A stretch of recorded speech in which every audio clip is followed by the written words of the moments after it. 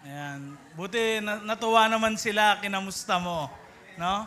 Sige, tayo ay manalangin. Lord, we continue to invite you sa aming kalagitnaan.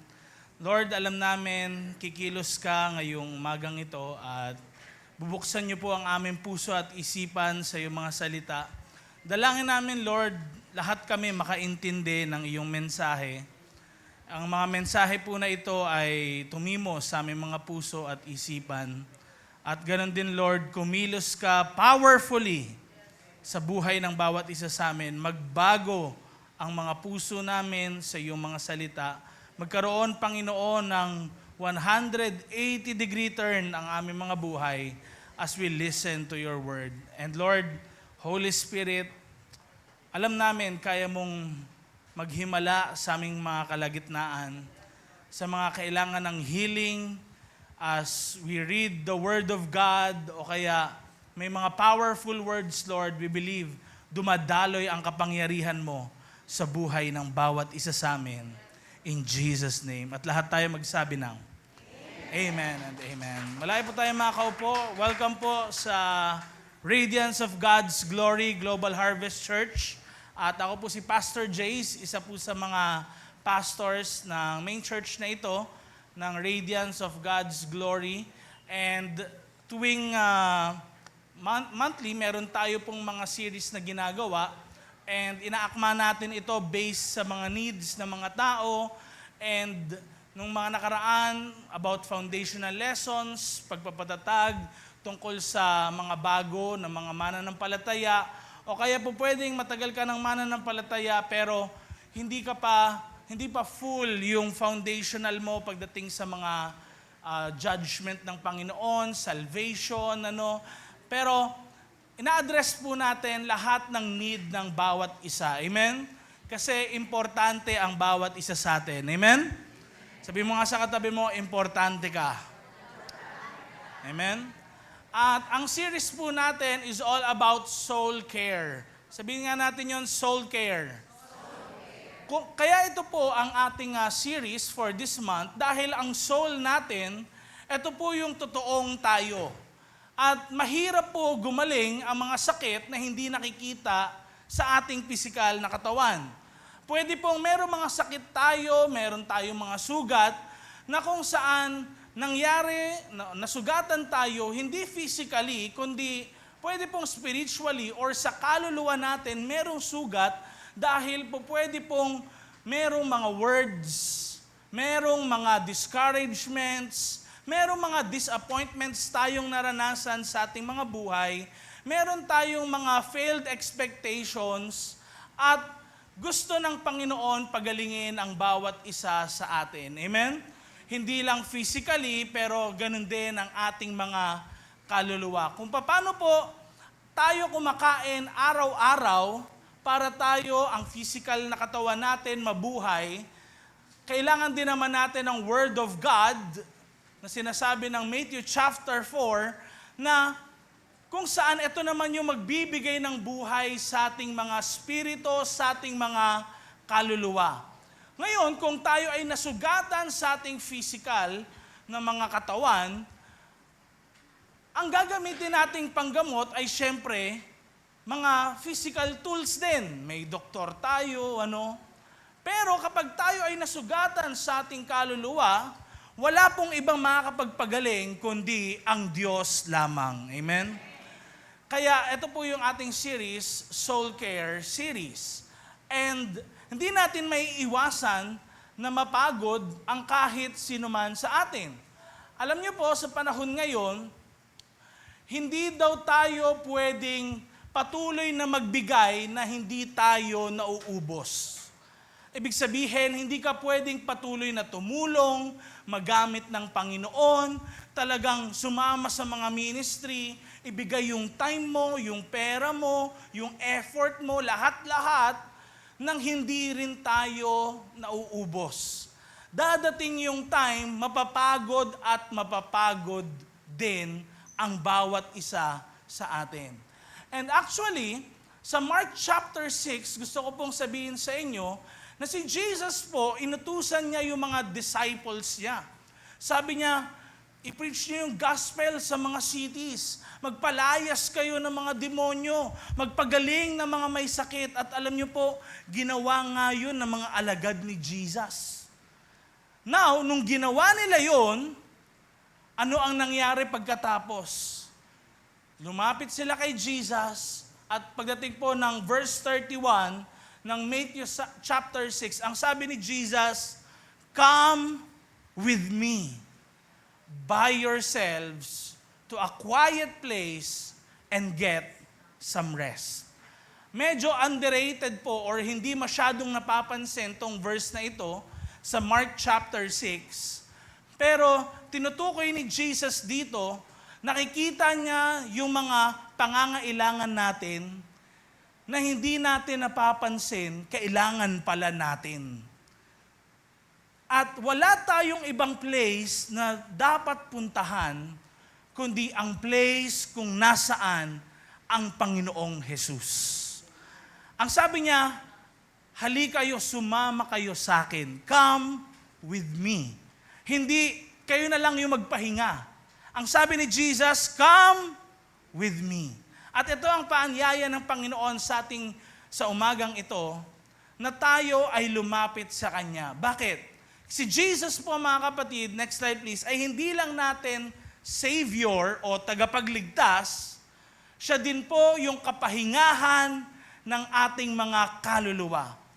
Pwede pong dumating kayo sa umagang ito na pagod ang mga kaluluwa talaga natin, kahit ganadong-ganado o malakas ang ating mga pisikal na pangatawan. Paano ko nasabing pagod ang kaluluwa natin?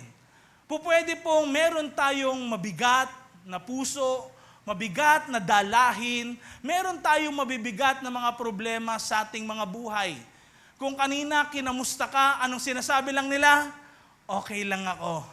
Sanay na tayo, parang reflex na natin na pag tinanong ka, kamusta ka? Okay lang naman. O kaya ano sasabihin natin? Sakto lang. Pero this time, this morning, ito yung topic din po natin, God will release your heavy heart. Papagaangin ng Panginoon ang iyong mabigat na puso. Ang text natin ngayon ay makikita po natin sa Matthew chapter 11, verses 28 to 30. Tinuturuan po ni Jesus ang mga alagad niya. Ang sabi niya, lumapit kayo sa akin, kayong lahat na napapagod at may mabibigat na paasanin, at bibigyan ko kayo ng pahinga. Next slide please. At sabayan niyo po ako sa pagbasa. 1, 2, 3, go.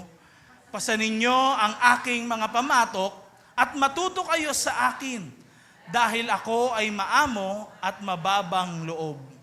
Makakakita kayo ng kapahingahan sa akin, dahil madaling dalhin ang pamatok ko at magaan ang pasaning ibinibigay ko sa inyo. Dito po sa text na binasa natin sa Matthew chapter 11, meron tayong makikitang tatlong steps, tatlong baitang. Kumbaga, bago ka makapunta sa destination, meron ka munang hahakbangan. Hindi rin po madaling humakbang kasi sometimes nakakahingal, tama po ba? Sometimes, actually, pwede kang madapa. Ako nga po nadapa nung nakaraan dahil hindi ako naging maingat, nagmamadali ako. Pero, kapag ikaw ay humakbang, makakapunta ka doon sa level na gustong dalhin sa'yo ng Panginoon. Amen? At meron po tayong 3 steps, next slide, or tinatawag ko siyang tatlong C, no? Para tayo ay ma-release, para hindi na bumigat ang ating mga puso, na kahit ba meron tayong problema, nafe-feel natin, kayang-kayang dalhin. Amen? Ito yung promise ni Jesus in the Bible, na kung saan hindi naman talaga mawawala ang problema, mapakristyano ka o hindi. Pero sa mga problemang daladala mo, hindi mo mafe-feel na mag-isa ka lang. Kasama mo ang Diyos. Meron nga isang kanta po, nung kami po ay nakapasok noon sa city jail at nagmi-minister sa mga preso. Ang kanta na yon, sabi doon sa kanta, "Anuman ang problema, ito ay kayang-kaya." Alam niyo po, pwede na ang bawat isa sa atin, pwedeng nakangiti sa mga oras na ito, pwedeng katabi mo at maganda pa ang damit niya, nakakulay pink, nakakulay blue, no? O kaya mabulaklak ang mga suot nila ngayon. Pero pwede po na merong mabigat din sila na dalahin. Kasi bakit? Ang tinutukoy ko pong dalahin dito, hindi yung dalahin na nakikita natin sa pisikal, kundi yung dalahin na nakikita natin sa loob ng kaluluwa ng isang tao. At ito po yung gustong i-deal ni Jesus. Kasi bakit? Pwedeng gumaling kasi physically. Tama po ba? Kung meron kang dalahin, bitawan mo lang eh. Pero mahirap kung merong bigatin sa kaluluwa. Kasi hindi ito madaling matanggal. Amen? And number 1 na step na makikita po natin sa binasa natin ay kailangan lumapit tayo kay Jesus. Actually, pwedeng sabihin natin, Pastor, napaka-basic naman po niyan. Lumalapit naman talaga ako kay Jesus. Pero take note na sinabi ko po, ito ay 3 step. Hindi ito isang step lang. Nakuha po natin? Nakuha po natin? Kasama niyo po ba ako ngayong umagang ito? Ang tinutukoy ko po sa inyo ngayon, na paglapit kay Jesus, hindi po yan yung lumapit na ako kay Jesus, solve na kagad yung problem ko, magaang na kagad yung loob ko. Hindi pa po. Isa lang po yan na step dahil meron pang mga susunod na gagawin. Sa totoo lang po, pwede tayong pumasok sa church, mag-pray araw-araw, pero mabigat pa din ang puso natin. Tama po ba? Pwede po na magbasa ka ng Bible, talagang mag-disciple ka, unahin mo si Jesus everyday, pero mabigat pa din yung dalahin mo araw-araw. Ang sabi po sa text natin, mga kapatid, Matthew chapter 11 verse 28, "Lumapit kayo sa akin." At wala siyang sinisinong mga tao. Gusto ng Panginoon lahat lumapit sa Kanya. Kasi bakit? Hindi naman talaga malayo ang Diyos sa kahit na sino sa atin. Pwedeng nafe-feel mo, parang ang layo ng Diyos sa'yo, pero hindi siya yung lumalayo sa kahit sino man sa atin. Tayo yung lumalayo sa Kanya. Tayo yung nahihiya sa Kanya. And many times, nafe-feel natin pag nadi-disappoint natin si Jesus, anong nafe-feel natin? Parang ayoko munang pumunta sa church. Kasi ang dami kong pagkukulang sa Panginoon. Ang dami kong kailangang gawin noon na hindi ko naman ginawa para sa Panginoon. And sometimes tuloy, ang nafe-feel natin, ang Christianity, ang pagka-Kristiyano is built on performance. Pero ito, nagkakamali tayo mga kapatid. Next slide please. Christianity po is not built on performance. By the way, yung mga sinabi ni Jesus na humayo kayo sa Mark chapter 6 na mga alagad niya, alam mo niyo po, mga imperpekto sila na mga tao. Huwag niyo pong isipin na ang mga pumupunta sa simbahan, mga wala nang nagagawang kasalanan at sobrang banal na nila talaga. Lahat tayo ay work in progress. Mga kapatid, dito tayo nagkakamali pag naisip na natin, kailangan perpekto muna ako, maayos muna ako, bago ako lumapit sa Panginoon. Kasi ang pagka-Kristiyano ay hindi nababase sa performance natin. Amen. Alam niyo po, ang mga disciples ni Jesus, katulad ni Peter, ano po bang ginawa ni Peter? 3 beses niyang dinenay si Jesus. Pero tignan niyo, kahit nangyari yon, naging disciple pa din siya ni Jesus and eventually, ano nga po siya, naging apostle. Imagine ninyo, si Judas Iscariot din, yung humalik kay Jesus. Hindi pala lahat ng humahalik, no? Ay nagmamahal. Yung iba, nantatraidor. Imagine ninyo, kilala na ni Jesus yung pagkatao ni Judas, pero hinayaan niya pa rin maging part si Judas ng 12 disciples. Sino pa? Ang dami pa po. Si Matthew mismo na ating binasa, ay dati po siyang tax collector. Alam niyo po, pag sinabing tax collector noon, sila yung bullied ng mga tao, ng mga Israelites. Sila yung bullied nung time na yon dahil sa, ang tingin sa kanila, marurumi. Mga mandaraya.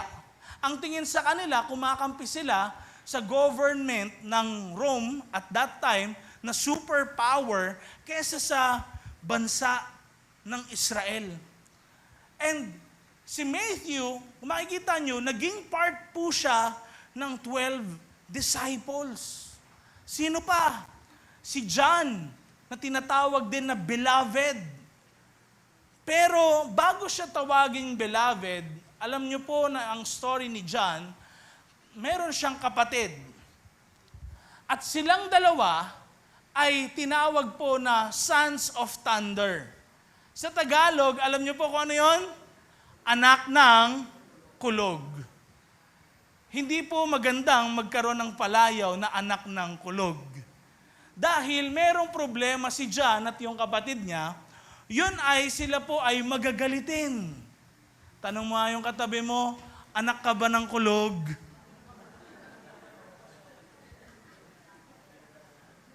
Sabi mo sa katabi mo, alam ko di ka aamin. Pero ito take note, mga kapatid, si John ay isa sa anak ng kulog. Imagine ninyo, kaya ako, I believe, the Bible is true rin dahil sa maglalagay ito ng mga bagay na nakakahiyang ilagay. Diba? Kung ikaw, alam mo na, babasahin to ng mga tao sa 2026. Mas marami lalo makakabasa. Di ba? Maganda lalagay ko yung sarili ko. Hindi ako anak ng kulog, anak ng kapayapaan. Ha? Pero hindi Makikita nyo, si Peter, no? Ganyan. Dito natin makikita na sa paglapit natin sa Panginoon, hindi dapat tayo mahiya. Hindi ito base sa galing natin, sa husay natin, nakabase ito sa pag-ibig ng Diyos sa atin. Amen? Alam niyo po, next slide, si Jesus lang yung makakapag-touch, yung makakahipo sa mga area o parte ng buhay po natin na hindi kayang abutin ng anumang part o anumang area, anumang bagay sa mundo. Alam niyo po, recently, kapag po halimbawa, ayaw natin makatulog, usually anong ginagawa natin? Iinom tayo ng kape. Tama ho ba? Yun yung iniisip natin na makakapagtanggal ng tulog natin. Tama ba? Pero hindi pa rin natin may iwasan na antukin. Katulad ngayon, sabi mo sa katabi mo, baka naantok ka na. Ito pwedeng matanggal yung antok, panandalian lang. Pwede pong matanggal yung antok, panandalian lang. Ganon din sa mga bagay na makakapagtanggal ng mga burdens natin, mga bigatin natin sa ating puso. Akala natin natanggal yung bigatin sa puso dahil bakit? Nakipag-usap ka kasi sa friends mo, nag-pickleball kayo sa labas, o kaya nag-basketball kayo, akala mo matatanggal yung bigatin ng puso mo. Nakascroll ka sa TikTok, nanood ka ng mga live ng mga senador, akala mo na-entertain ka sa Netflix, akala mo gumaang na, okay na ako. Pero parang kape yun, kapatid. Hindi ka nga inantok. Mamaya, pag nawala yung effect, aantokin ka din. Nakuha po natin. Kaya ang tanging makakapag-satisfy, ang tanging makakapagpagaling sa atin, hindi po ang anumang bagay sa mundo pagdating sa ating kaluluwa, kundi ang Diyos na lumikha sa atin. Sabi nga po ni Blaise Pascal, meron daw unseen vacuum, parang emptiness sa buhay ng isang tao na ang Diyos lang yung makakapuno. Na kahit anumang inom mo ng soft drinks, hahanapin mo pa rin yung tubig. Ganon din sa Panginoon. At alam niyo po, darating din yung time na mauubos talaga tayo. Sino sa inyo nakaranas na po, next slide, na malobat yung kanilang mga cellphone? Sino sa inyo yung ganito? Yung may naranasan ng konti na lang yung battery mo, malulobat ka na, tapos may kailangan kang sagutin na text or pagtawag ng auntie mo, magulang mo, kahit sino man.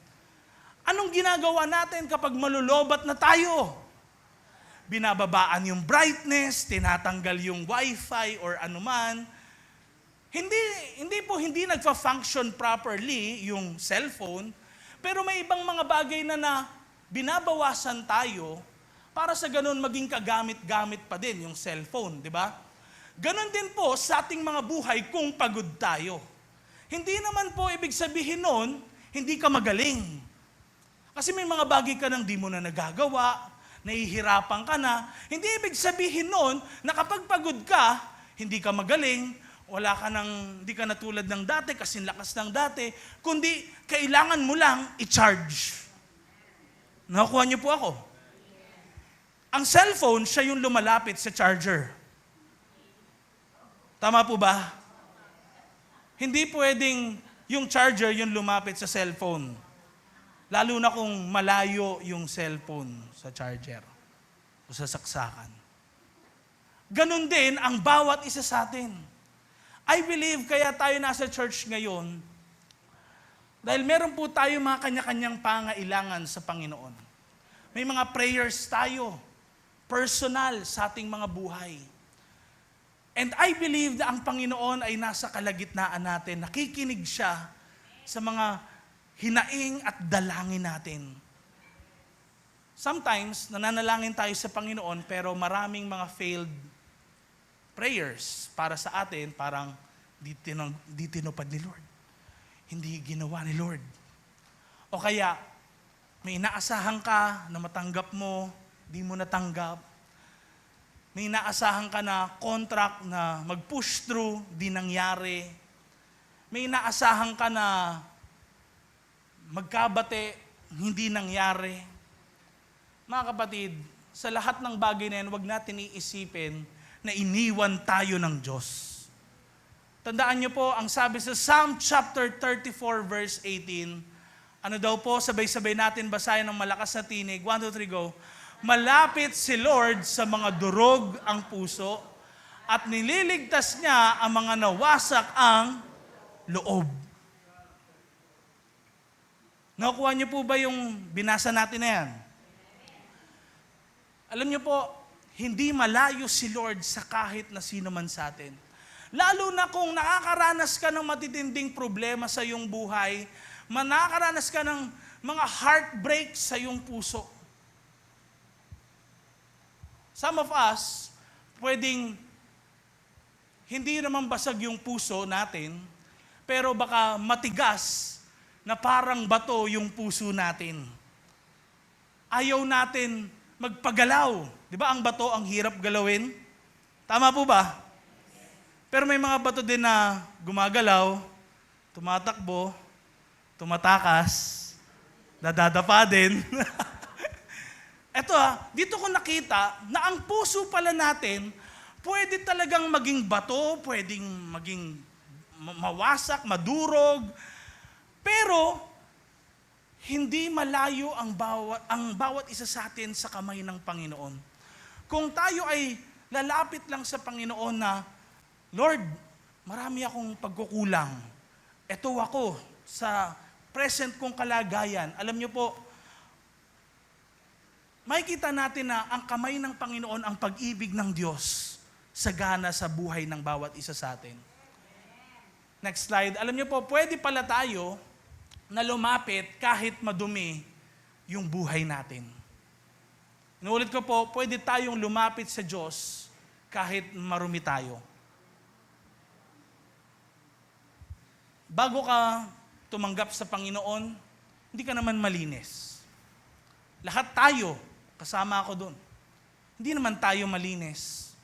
Nung tinanggap ko po ang Panginoon sa aking buhay, nung ako'y 13 anyos, nanalangin ako sa Panginoon, humingi ako ng tawad, pero alam niyo po, alam ko sa sarili ko, marumi ako, marami akong kasalanan. Hindi naman dapat malinis ka bago ka lumapit sa Panginoon. Kailangan totoo yung puso mo. Next slide please. Pwede rin po tayong lumapit sa Panginoon kahit na madami tayong struggle. Pag sinabing struggle, maraming parang naglalaban sa buhay natin. Na kung saan, Lord, gagawin ko ba to? Magsiserve ba ako sa iyo o hindi? Sometimes may mga ganun na mga kapatiran natin na parang minsan tuloy sa kanila, nagiging option na nahihiya, ayaw nang dumalo, ayaw nang magpagamit kapag na-fail nila yung expectation ng leaders nila, ng pastors nila. Pero sa totoo lang, pwede pa rin tayong lumapit sa Panginoon. Pwede pa rin tayong magamit ng Panginoon. Ang biyaya ng Panginoon ay sagana sa bawat isa sa atin. At lalo na kahit ikaw ay nagda-doubt, yung sometimes na, alam mo yon, buong-buo na yung loob mo, ang tapang-tapang mo na, tapos biglang parang, hala, baka hindi mag-provide si God, kinakabahan ako. Sometimes may doubt na baka hindi na ako makapag-aral. Paano na yung apo ko? Paano na yung anak ko? Paano na yung pamilya ko? Paano na yung bahay namin? Mawawala na kami ng kuryente. Sometimes may doubt na pumapasok sa puso natin. Pero gusto ko pong sabihin sa inyo na sa mismong book na binabasa natin na Matthew, sa end chapter po ng Book of Matthew, napaka-interesting na kahit nahawakan na ng mga alagad ni Jesus yung butas sa kamay, kumakain si Jesus kasama nila, tapos bigla nawawala, dumadating, ganyan si Jesus. Napaka-interesting po na nakalagay doon, kahit si Jesus ay nakasama na nila, some of them still doubted. Ang buhay Kristiyano po, hindi ibig sabihin yan 100%. Na sobrang sure na sure sa lahat. Kung hindi, pwedeng merong doubts, pero yung tiwala mo pa rin na meron ka, sa biyaya lang yun ng Panginoon sa buhay mo. Amen? Pwede kang madapa, pwede kang dumating sa time na mawala sa paglilingkod sa Panginoon, pero hahatakin ka ng Panginoon dahil ikaw ay mahal niya. Next slide please. At pwede rin po na lumapit tayo sa Panginoon kahit pagod tayo. Minsan, may mga taong nahihiya, nalalapit lang sila sa Panginoon kapag nangangailangan sila. Pero alam niyo po ba, kapag nangangailangan ng isang tao, mas lalong makikita ho natin na ang Diyos, hindi siya judgmental. Na, dito ka lang naman pag kailangan mo ko eh. Pero makikita natin yung biyaya niya na kahit tayo minsan, hindi natin siya napapriority sa ating buhay, ang Diyos pa din, nagbibigay ng pagpapatawad sa atin. Ng saganang second chance. Pinatawad ka na nga, patatawarin ka ulit at patatawarin. Pero ito kailangan merong magbago sa ating buhay pag tayo ay lumapit sa Panginoon. Hindi dapat manatili tayo na ganun. Nuulit ko po, ang healing sa ating mga kaluluwa, mga kapatid, ay hindi po nagsisimula kapag okay yung buhay mo, tsaka kapag malakas ka. Ang healing sa ating soul ay nagsisimula kapag ikaw ay naging tapat. Amen? Kasi ang katapatan, mga kapatid, is one of the signs ng humility o pagpapakumbaba. Ang pag-amin sa iyong mga kasalanan, pagkukulang, kahinaan, lahat yan. Bukas na pinto para pumasok ang Panginoon sa iyong buhay. Para kumilos si God sa iyong buhay. Kaya kapag sinabing, kamusta ka? Maganda rin ho talaga sabihin natin yung kalagayan natin. Marami akong problema. Marami akong pinagdadaanan ngayon. Pero makikita nila, nakangiti ka pa rin, andito ka sa gawain ng Panginoon, alam nila, aba, may ginagawa ang Diyos sa buhay ng taong ito. Isa po sa mga nakakahiyang part ng buhay ko ay nung elementary po ako. Nagtatago ho ako noon ng mga bagsak na test paper sa bag. Kapag papasok na ako sa bahay, sabi ko, Ma, 100 ako, yun yung papakita ko. Yung pasado, yun yung pinapakita ko. Yung hindi magaganda, yun yung hindi ko pinapakita. Sino nakaranas na ng ganon? No? Sa magulang nila. O kaya, tuwan-tuwa pa yung anak mo, no? Mami, bagsak kami lahat. Di ba? Pero, di natin alam, baka siya lang talaga yung bagsak, di ba? No? Pero, eto no, noon po, elementary ako, medyo nahirapan ako dun sa math na namin na subject. Tapos nagulat yung parent ko, sabi niya, bakit biglang bumaba yung grade mo, anak? Tapos yung pala, tinatago ko kasi yung mga test paper ko. Doon ko na-realize, di naman ako pinalo ng magulang ko nung time na yon. Pero sinabi sa akin ni Rep Ishbel, sabi niya sa akin, anak, kailangan mong sabihin sa akin kung saan ka nahihirapan para matulungan kita. Sometimes, kung magiging honest lang pala tayo from the start, hindi na lalala yung sitwasyon. Amen? Hindi na yung paghulian lahat, doon ka na lang magsisisi. But dapat sa start na, maging honest ka. And when you come to God, dapat kapatid, maging honest tayo. Tingnan niyo po yung kasunod sa ating verse, Matthew chapter 11, verse 28.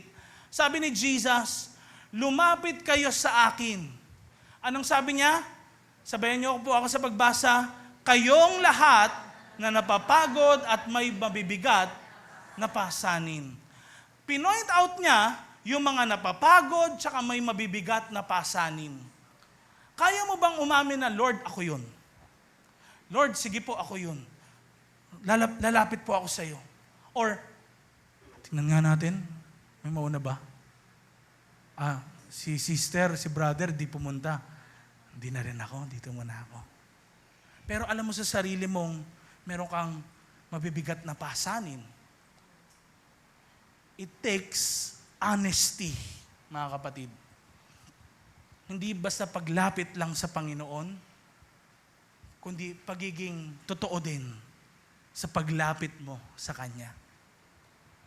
Amen? Kasi minsan yun lang yung alam natin. Lapit ka kay Lord, may problema ka, pray ka lang. Sa totoo lang, maganda yun, advice, pero kulang. Amen? Because marami nang lumapit at isa na ako doon sa nag-pray, pero di naman gumaang yung pakiramdam ko. It takes a lot. Kasi bakit? Kailangan mo rin maging honest pag lumapit sa Kanya. Ako yun, Lord, yung napapagod. Kaya ako lumalapit kasi kailangan kita. Amen? Now, hindi po natatapos sa paglapit sa Diyos ang healing ng ating kaluluwa. Hindi po kapag lumapit na tayo, solve na lahat. Pangalawa, number 2 na step natin, is kailangan daw po cast your burdens. Sa Tagalog, ibigay ang mga bigatin natin sa Kanya.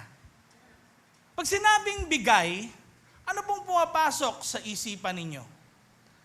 pag sinabing binigay, nakahawak ka pa rin ba dun sa binigay mo? Madalas ganito tayo eh. Halimbawa, may inabot ako kay Jewel. Well, ito sa'yo. Hinawakan ni Jewel. Pero, sige Well, sa'yo na yan. Sige. Sa'yo na yan, Well. Sige. Parang, nag-gets nyo, parang, Lord, sa'yo na to, Lord, pinagkakatiwala ko sa'yo. Pero, Lord, ano Lord? Sa'yo na to, Lord. Pero, sige, sa'yo. Nakahawak pa din tayo. Alam niyo po, sabi ng 1 Peter chapter 5, verse 7, sa English, tsaka Tagalog ito, English sa baba, Tagalog sa taas. Ano pong sabi sa Tagalog? Ibigay nyo sa Kanya ang lahat ng mga pinoproblema nyo. Kasi, concerned siya sa inyo. Sa English, anong sabi? Sabay-sabay natin basahin. Cast all your anxiety on Him because He cares for you. Medyo generalized po kasi yung pag sinabing bigay. Tira nyo, di ba? Pag binigay mo nga sa isang tao, kakamustahin mo pa eh. Ano, ba't di mo sinusuot yung bigay ko? Parang, ikaw yung nagbigay nun, di ba? Akala ko ako na magde-decide kung kailan ko isusuot. Nakuha natin, di ba? Sa atin, ganun tayo mga Pilipino eh. Parang, yung binigay ko, di mo ginagamit ah. Naisip ko, sabi ko, binigay niya yun, di ba? So ako magde-decide kung kailan ko gagamitin, susuotin, saan ko ibabagay.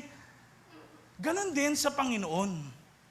Medyo generalized lang kasi yung bigay, pero pag, next slide, kapag tinignan natin, ano yung ibig sabihin ng cast all, alam niyo po, iba to. Iba to sa Kanya. Paano ba bumato? Sample nga, come on. Oh, pag may binato ka, wala na yun sa kamay mo. Amen?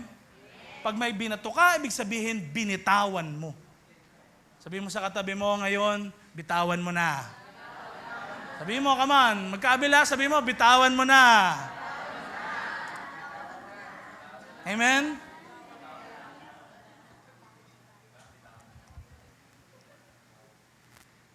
Now, oo, may burdens tayo, pero mahirap din bitawan sa totoo lang eh. Ito sa totoo lang, mahirap bitawan. For some of us, parang gusto natin i-entertain yung feeling na yon, yung sakit, talagang i-feel natin siya, yung bigat, talagang i-feel natin siya. Pero, remind ko kayo, sa last week natin na point, no? Last week, sabi ko po, ang pain, pwede daw maging prison. Yung sakit, yung problema, yung hirap, pwedeng maging kulungan para sa atin. At isa po sa nalaman ko, pagdating sa prison, kapag po nagtagal tayo sa prison, kahit Manila City Jail yan, sa mga nakakausap namin, pwede po kapag nagtagal ka sa isang kulungan, mababago at saka manonormalize na yung buhay mo dun sa kung anong kalagayan mo sa loob ng kulungan. Paglabas mo, dala mo pa rin yung ugali mo sa kung anong ginawa mo sa kulungan. Nakuha niyo po ba ako dun? Isa sa example actually, magulat tayo sa Book of Exodus, ang ganda ng plano ng Panginoon para sa bansang Israel. Diyan kayo sa Egypt, mga slaves kayo dyan, hindi nga kayo nakakulong, pero mga alipin kayo, parang ang turing sa inyo, gamit, hindi tao. Tapos ang gusto ng Panginoon, dalhin sila sa lugar ng lupang pangako. Ngayon, nung lumabas na yung mga Israelites sa Egypt, ito yung problema sa kanila. Sabi nila kay Moses, Moses, balik na lang kami sa Egypt. Pwede pala yun, nakalaya ka ng kulungan, nakaalis ka, pero same mindset ka pa rin. Ganon din sa pain nating nararanasan. Pwedeng ayaw na natin umalis, ayaw na nating mawala, dahil doon na tayo nasanay. Pero kapatid, hindi yun gusto ng Diyos. Ang gusto ng Diyos, ikaw ay makalaya. Gumaang yung burdens mo. Amen? Kasi concern ang Panginoon sa iyo at sa akin. Sa 1 Kings chapter 19, isa po sa na-realize ko sa pagbabasa nito, yung mga victories natin sa ating spiritual na buhay, hindi daw po kinakancel nito yung kapaguran ng ating kaluluwa. Pwedeng nagtagumpay ka, meron kang nawin na tao sa Panginoon, may na-disciple ka, nakapagtapos ka ng isang chapter sa Bible, na meron ka nakabisadong memory verses, naging part ka ng isang ministry, talagang ginamit mo yung lahat ng resources na meron ka para sa Panginoon, hindi daw ibig sabihin nun, hindi ka na napapagod sa iyong kaluluwa. An example sa 1 Kings chapter 19, walang iba kundi si Elijah. Noong nakaraan, nabanggit ko po sa inyo, 1 Kings chapter 19 verse 4, ano po nangyari doon? Umupo po si Elijah sa ilalim ng puno. Anong sinabi niya? Lord, kunin mo na ako. Lord, patayin mo na ako. Magugulat kayo sa mga words ni Elijah, mga kapatid. Dahil bakit? Mightily si Elijah, kung inyo pong babasahin yung kanyang buhay sa book ng 1 Kings, aba, grabe po yan. Napaka-anointed ng Panginoon. Talagang kapag yung balabal niya, bawa ito, hinubad ko, tapos, hinampas niya dun sa River Jordan, nakahati yung tubig, nakakadaan siya, yung oil hindi nauubos, tsaka yung arena, nakakakain yung mag-anak dahil doon. At marami pang mga miracles. Pero alam niyo po, isa sa na-realize ko, kung ang Christian pala, next slide, merong mabigat na puso, hindi nangangahulugang mahina siyang Christian agad. Nagkakamali kasi tayo doon. Kasi si Elijah, malapit naman siya kay God. Nag-uusap naman sila lagi. Pag binasa mo, nakikipag-usap siya kay God. At si God, nagsasalita rin sa kanya. May dumadalaw pang angel sa kanya. Binibigyan pa siya ng pagkain. May tinapay, tsaka merong meat. Burger, di ba? O kaya spam, iba nagutom na dyan, no? Kita ko. Sino ba naman yung ganun? Malapit din siya kay God. Pero hindi ibig sabihin noon, wala siyang problema sa kanyang kaluluwa. Mga kapatid, ang ganda na nangyari. Bago yung 1 Kings 19 na binasa natin, ano muna? 1 Kings 18. Aba, nakaka-amaze. Bakit? Naglaban yung relihiyon ng mga naniniwala kay Baal at naniniwala sa totoong Diyos. Sabi nila, yung unang magpababa ng apoy mula sa langit at babagsakan yung altar nila, susunugin yung inoffer nila, siya yung totoong Diyos. Alam niyo po, ilang araw na yung mga worshipers ni Baal, sinusugatan na nila yung sarili nila, wala pa ring bumababang apoy. Sinusugatan nila yung sarili nila para maawa ang Diyos nila sa kanila. Pero hindi naawa ang Diyos nila sa kanila dahil hindi naman totoong Diyos, yung Diyos nila. Si Elijah, nag-build ng altar, at pagka-pray niya sa Panginoon, bigla pong bumaba yung apoy mula sa langit. Wow! Kung ikaw yun, di ba? Bumaba yung apoy mula sa langit, tapos bumagsak dyan. Parang, wow, kasama ko talaga si God. Kaya ko na mapagtagumpayan lahat. Kaya lang pagkatapos nun, sabi nung reyna, patayin si Elijah, pati yung mga prophets. Nakakagulat. Ginamit siya ng Panginoon, naranasan niya yung pagsama ng Panginoon, miracle ng Panginoon, pero pagdating ng 1 Kings 19, meron siyang problema na mabigat sa kanyang buhay. Ganon din sa bawat isa sa atin. hindi po basta dapat lumapit lang tayo sa Panginoon. Ibigay din natin yung mga bigatin natin sa Kanya. Amen? Ang sabi po ng Psalm chapter 55, verse 22, Tagalog po sa taas, English sa baba. Tagalog, sabay-sabay niyo po ako basahin. Mga babae, 1, 2, 3, go! Ibigay mo kay Lord ang mga problema mo at siya ang bahala sa iyo. Di niya papayagang mapahamak ang matutuwid na tao. Mga lalaki naman, English, 1, 2, 3, go! Cast your burden on the Lord, and He will sustain you.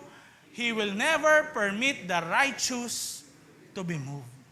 Tingnan nyo, parehas na naman na verse from the Old Testament na ibigay kay Lord ang ating mga problema. Cast your burdens to the Lord. Yung mga bigatin mo. Amen? Next slide, please. Isa pa. Isa pa, please. Ayan. Pwede po tayong lumapit sa Panginoon. Ang Diyos natin, hindi siya na-offend sa luha natin. Ang Diyos po natin, hindi na-intimidate sa questions natin. Hindi siya nagugulat sa struggles natin. Nung panahon ho ng pandemic, alam ko po, nakwento ko na to sa inyo. Nung ako po ay nagkaroon ng sakit, tapos grabe talaga yung taas ng temperature ko noon. Tapos alam niyo po yung prayer ko, hindi na yung, Lord, pagalingin niyo po ako. Ang prayer ko, alam niyo po kung ano, Lord, bakit nangyayari to sa akin? Di ba mahal niyo po ako? Yun yung prayer ko. And alam niyo po, I prayed that prayer 10 p.m. ng gabi. Nagulat ako, 10 a.m. ng umaga, bigla pong bumaba na ng tuluyan yung temperature ko. Sometimes being honest, important sa paglapit natin sa Panginoon.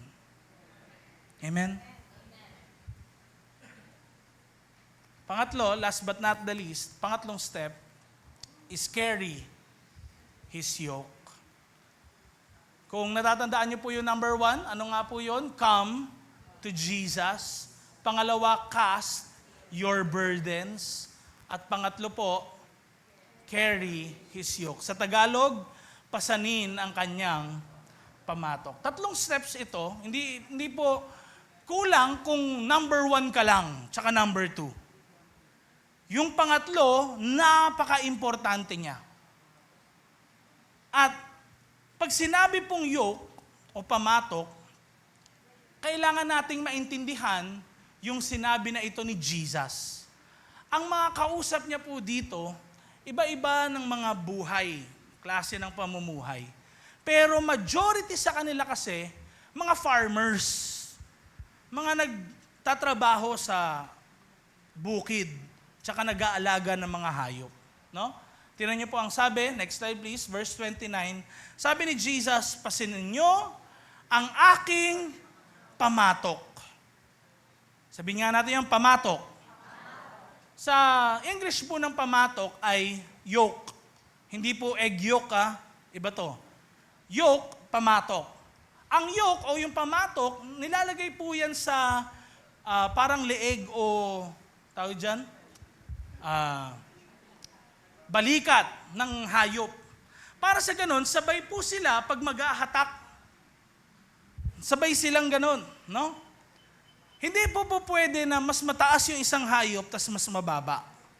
Kasi may hirapan, hindi rin pantay yung lakad nila. Ngayon, sabi ni Jesus, pasanin nyo ang aking pamatok. Ano po yung sabihin niya na pasanin yung pamatok? Next slide please. Ang yoke po na ito nagre-represent sa partnership. Imagine ninyo, kung lalaki sa lalaki, babae sa babae yung katabi ninyo, pwede nyo ba siyang akbayan? Come on, akbayan nyo lang. Kung babae sa babae, tsaka lalaki sa lalaki. Kung hindi, wag. Kung misis mo yan, okay lang, syempre. No? Tignan niya, ganyan. Usually, pag nakakita tayo ng mga taong naglalakad tas na nakaganyan, anong natin? Minsan, wow, friends talaga sila. Tropa talaga sila, di ba? merong tinatawag na partnership, no? Kapag pinag-usapan yung yoke. Now, sinasabi ni Jesus na pasanin nyo yung aking pamatok. Sinasabi niya na tanggapin nyo yung partnership na binibigay ko sa inyo. Sasabayan ko kayo. Amen? Sa buhay na to. Oo nga, merong hahatakin, may mabibigat na burden, pero hindi niya sinabing, wala, tatanggalin ko lahat yan, wala na kayong problema. Sinabi niya, pasanin nyo ang aking pamatok.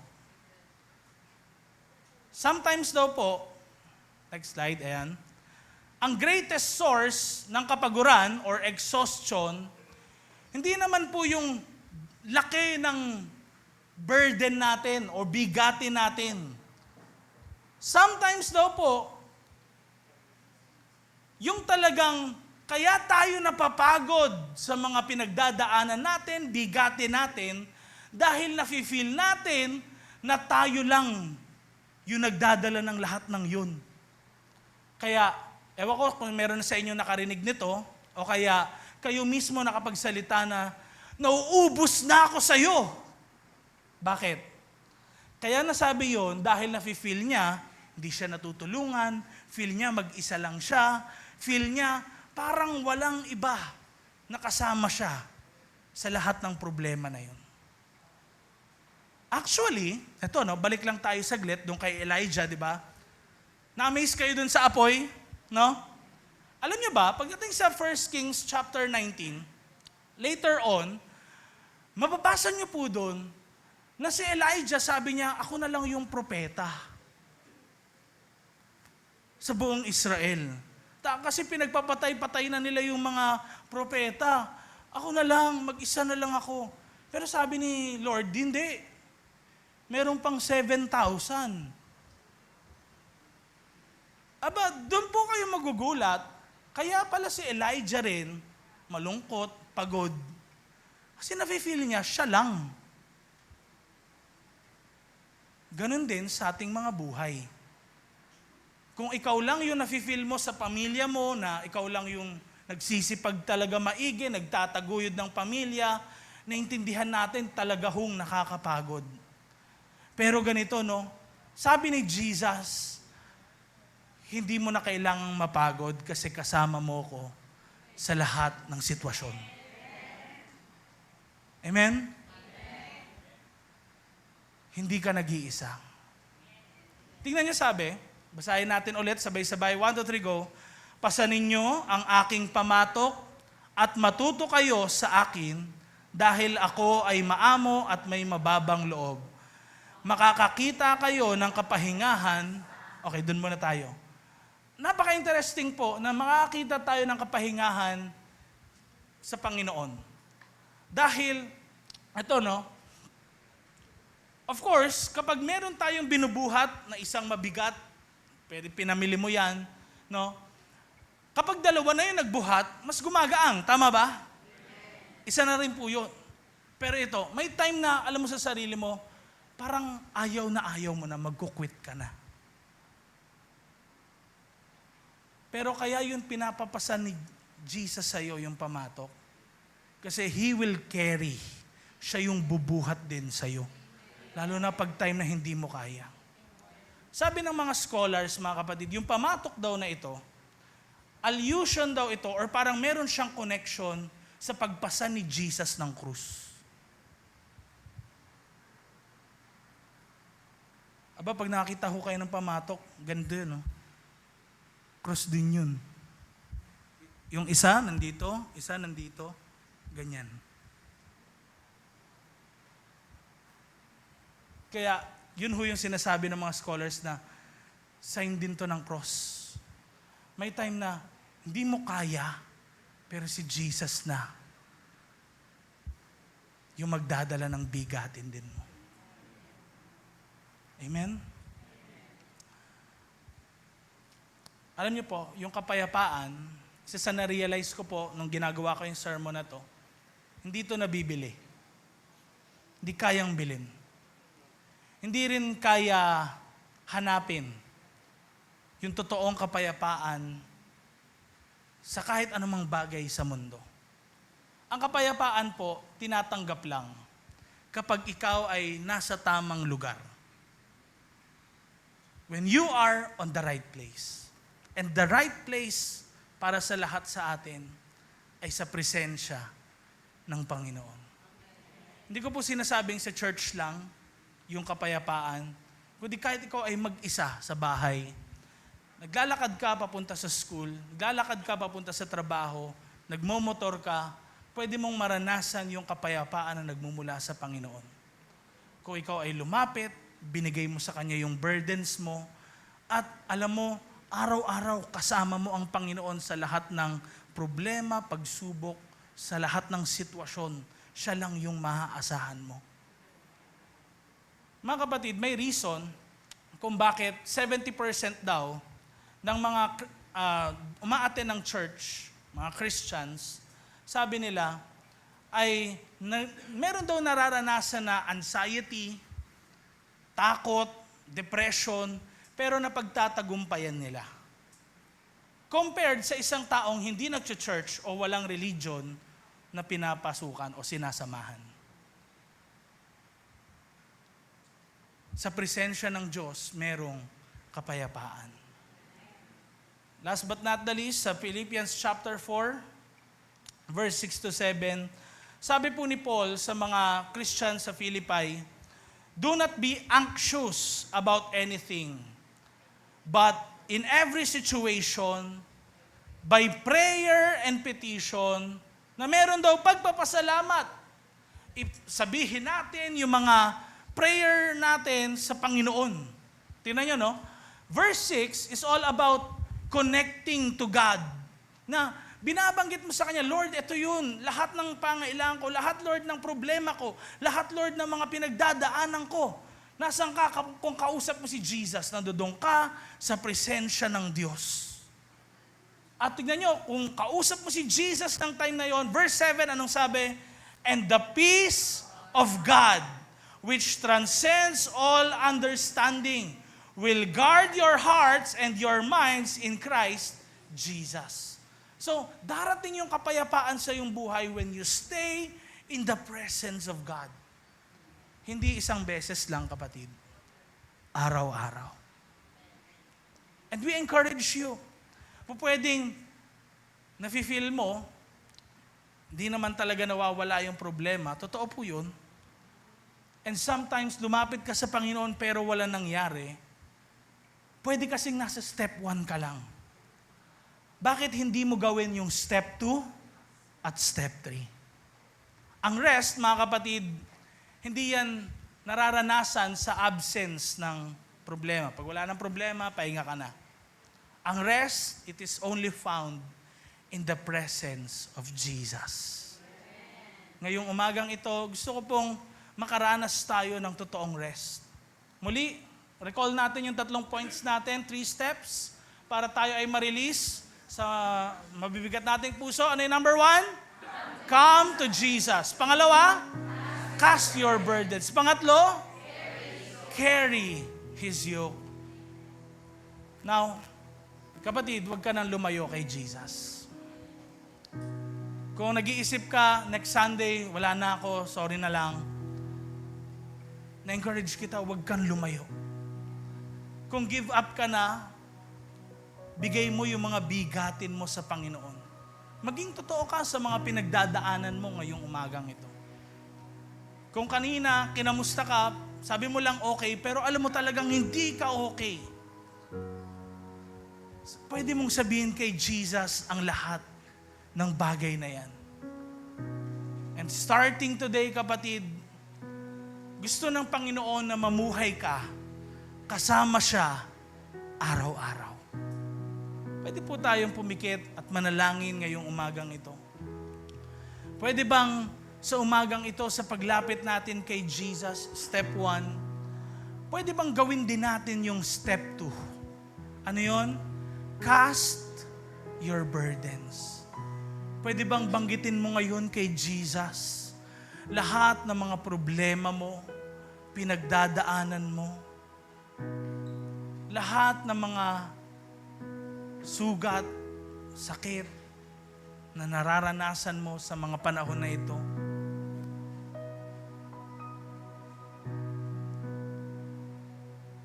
Pwede po yan sa relationship. Pwede relationship sa magulang mo, sa kapatid mo, boyfriend, girlfriend, ex, or husband or wife. Come on. Gusto ni Jesus, hindi lang ikaw yung pumasan ng mga bigatin na yan. Sobrang mahal ka ng Diyos.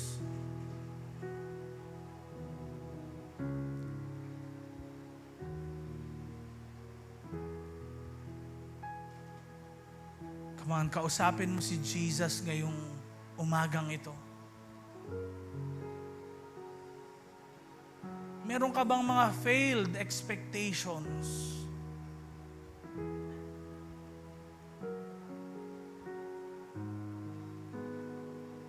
Meron ka bang mga heartbreaks, kapatid?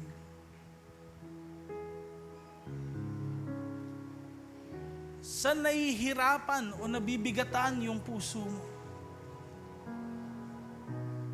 Gusto ng Panginoon pag-aangin ang kalooban mo.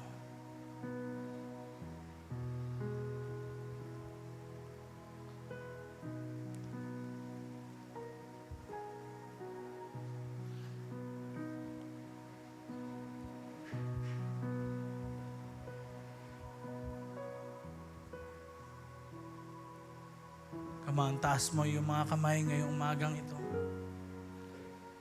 Let me pray for you. Lord, nakikita niyo po yung mga kamay na ito nakataas. As a sign, Lord, na ikaw lang yung maaasahan namin.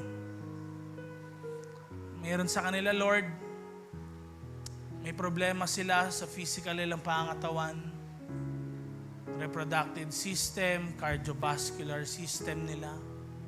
Nahirapan sila huminga. Nahirapan sila, Lord, pagdating sa mga period nila. Meron dito nakikita ko right now, meron kang pain sa iyong ulo. I don't know kung anong pain yon, but right now the Lord is healing you, kapatid. Meron din dito, merong back pain na nararanasan. The Lord is touching yung pain na yun sa iyong buhay. And I can see a heart parang naghihingalo na, ganun, ano? But the Lord is touching your heart spiritually. Ang iyong kaluluwa pinapalakas ng Panginoon ngayon, kapatid. Receive the strengthening power of God now in Jesus' name. Lord, salamat dahil kayo yung maaasahan namin sa gitna ng mga pagsubok at problema. Ikaw yung sandalan namin sa lahat ng ito. Lord, we believe merong tumimo sa puso ng bawat isa sa amin. Paglabas ng bawat isa sa lugar na ito, Lord, we will carry your yoke. Dadalhin namin yung pamatok mo. Tatanggapin namin yung partnership mo na hindi na kami nag-iisa dahil may Diyos kaming kasama araw-araw. In Jesus' name. Tayo po lahat ay tumayo at pwede po ba pag-pray niyo po yung mga katabi ninyo? No, let's pray for each other. Sa umagang ito, bago tayo magbumate ng mga VIPs at mag-close in prayer, pwede bang pag-pray niyo po yung mga katabi ninyo? Come on, let us encourage one another. Pag-pray niyo po yung mga katabi ninyo. Okay din po kung tatlo po kayo sa isang grupo, okay lang po yan, no? Come on, pray with one another.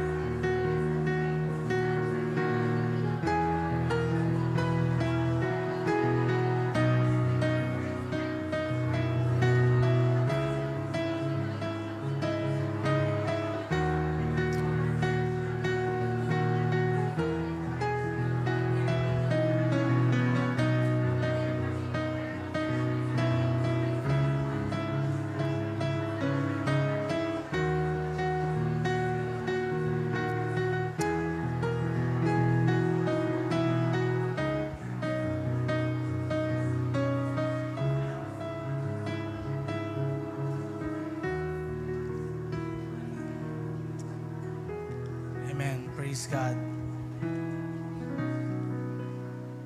And this morning,